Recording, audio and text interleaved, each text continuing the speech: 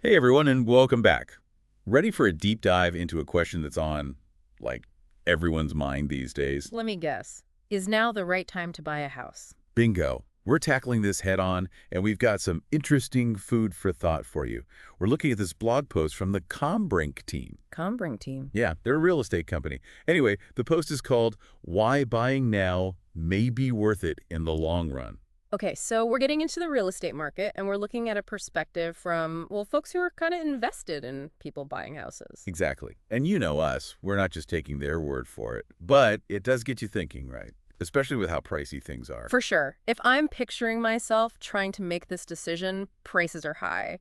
But I also don't want to miss out what's making me hesitate. Probably those prices, right? Probably. Yeah. Well, that's where this blog post dives right in. They're making the case that buying sooner, even if it seems steep now, actually helps you build something called equity, and faster too. Okay, and here's where things get interesting. Equity. It sounds like one of those financial terms that makes your eyes glaze over, but it's actually pretty simple. Think of it this way. Every time you make that mortgage payment, right, part of it goes to the bank. It's like rent, basically. Right. But another part of that payment, you're actually using it to buy a teeny tiny slice of the house itself. And that little slice that you now own, that's your equity. I love that visual, owning your tiny slice. Okay. So the blog post takes this equity idea even further and tosses in this, the Fannie Mae Home Price Expectation Survey. Fannie Mae, now we're talking. Right. And this isn't just like one company's opinion or some marketing ploy. This survey gathers insights from over 100 experts. Wow, over 100. They must have a big room for those meetings. Right.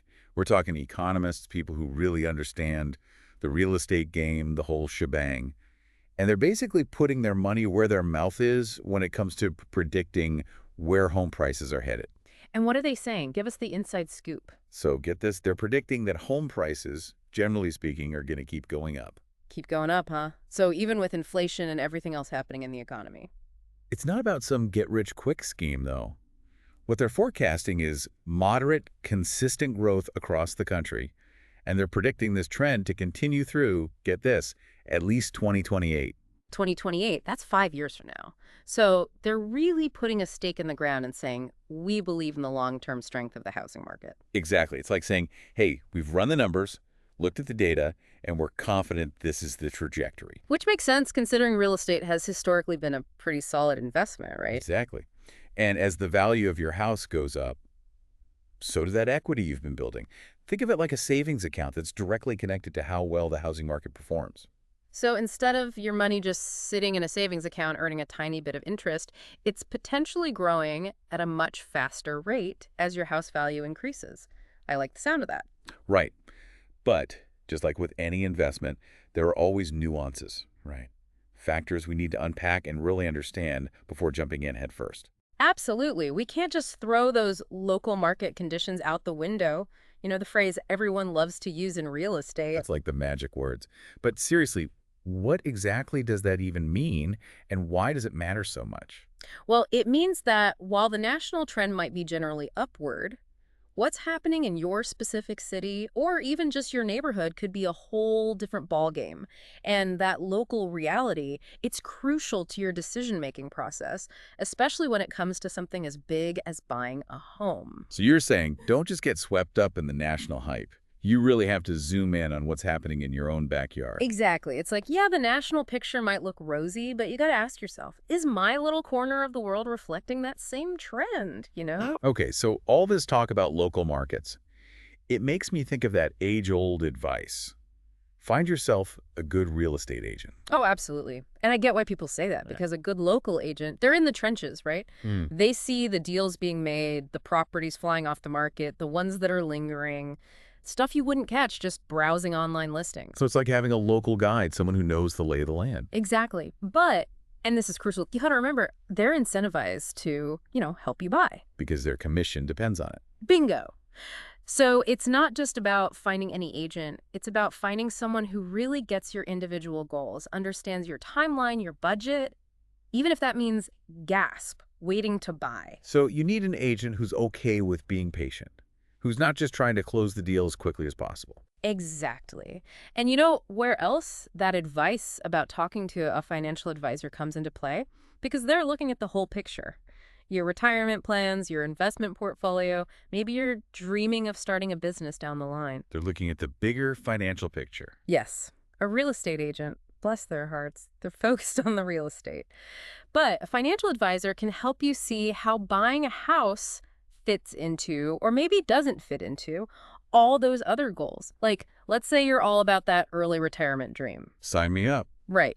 But tying up a big chunk of your money in a house right now, it might not align with that goal, even if the market is looking good on paper. But on the flip side, if you're thinking long-term investment, you're okay with being a homeowner for a while. Then buying sooner might actually be the smarter move. See, you got it.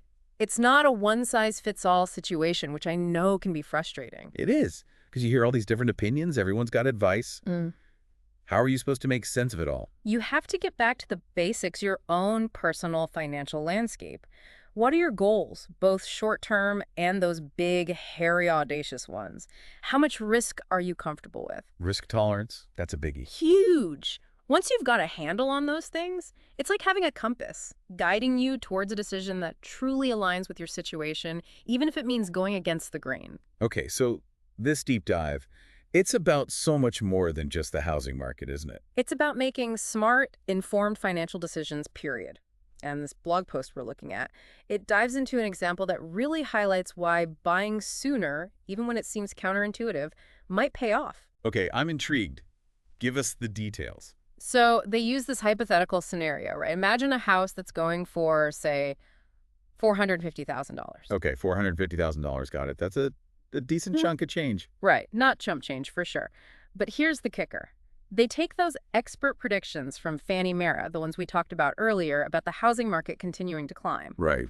and they crunch the numbers. Based on those projections, in just 5 years, you could be looking at over $90,000 in equity gain. $90,000. That's wild. But we got to be real, right? Like you said before, those are projections, not like guarantees written in stone. For sure, for sure. It's never a sure thing, right? Life throws curveballs and the market does its own thing. But still, it paints a pretty vivid picture of what's possible. That combo of time and a market that's on the upswing. That's how you build equity, my friend. Imagine 90 grand just working for you, you know? Maybe it's the down payment on your next dream home, or maybe it's that investment that finally gives you the freedom to, I don't know, travel the world. See, this is why this whole decision feels so big. It's not just about what the market's doing right now. It's about your life, your dreams, 5, 10 years down the line. 100%. And hey, if right now buying a house is like not even on the radar, you know, maybe you're just not there financially, or maybe you're still figuring out where you want to plant those roots. That's okay. It's not a race, right? So what do you say to the folks out there who they're listening, they're intrigued by this whole homeownership thing, but they're just not ready to like dive in headfirst just yet? Think of it as a journey. Use this time to really get your financial ducks in a row. Maybe start setting aside a little extra cash each month, almost like pretend you're paying that mortgage, you know? Or maybe it's about tackling any debts you've got looming over your head, just building a super solid financial foundation. It's like financial fitness training, but for home ownership. I love it. And hey, I bet we've got some killer episodes in the Deep Dive archives that can help our listeners do just that. Oh, absolutely. We've got deep dives on budgeting, saving, investing, all that good stuff to get you feeling empowered and ready to make those big financial moves. Music to my ears. So whether you're ready to buy now, later, or you're just starting to dip your toes in the water, I hope this deep dive has given you a lot to chew on. It's a big decision, no doubt, but armed with the right info and a clear sense of what you want, it doesn't have to be overwhelming. Couldn't have said it better myself. At the end of the day, it's about making choices that feel right for you, for your own unique circumstances and dreams. So well said. Thanks for joining us for another awesome deep dive. Until next time, keep those brains buzzing, keep asking those smart questions, and we'll catch you on the flip side.